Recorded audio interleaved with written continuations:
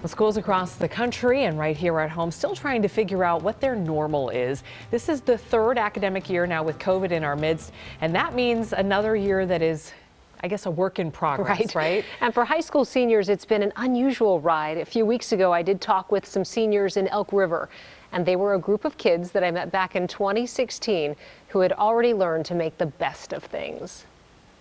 Being with the teammates is just like, it just means a lot to me. It's going pretty good. Better than I could have asked for. I really wasn't expecting too much. Being back in the environment is just fantastic, and being able to rebuild those bonds that we sort of lost is just awesome. Senior year in a pandemic.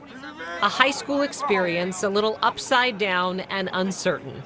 But the feelings at the moment are all about gratitude. I think it was the most excited I've ever been for the first day of school. The Elk River High School football team is a good example of how kids have been getting back together.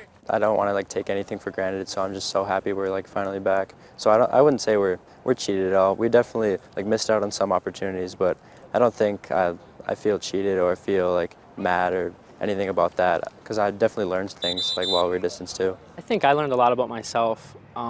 Just when you're alone like that in quarantine, you really learn about yourself, whether you're trying to impress others or just who you are as a person. And I think I did take a lot out of it. We met some of these guys when they were in the 7th grade, when they were placed on a lightweight team because of their size. Now, perhaps against the odds, they're still playing football, and they still have quite a bond. Get that ball! Get that ball! So if you're over 120 pounds, you go to the heavyweight. And if you're under, you go to the lightweight. Do the heavyweights ever give you guys a hard time? Oh, yeah. What do they say? That small, just stuff like that. Back then, the coaches had this team focusing more on how they could support one another than the final score.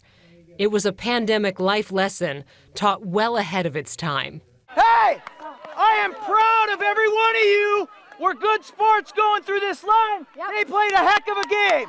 The biggest factor of whether you're having a good day or not, I think, is coming out and just spending time with all these guys. I mean, you kind of become a close-knit family, and that's what it's all about. I feel like a lot of them are gonna see them after high school and be friends with them for a while, forever. But yeah. Elks on 3, champs on 6. 1, 2, 3. Elks. 4, 5, 6. Champs.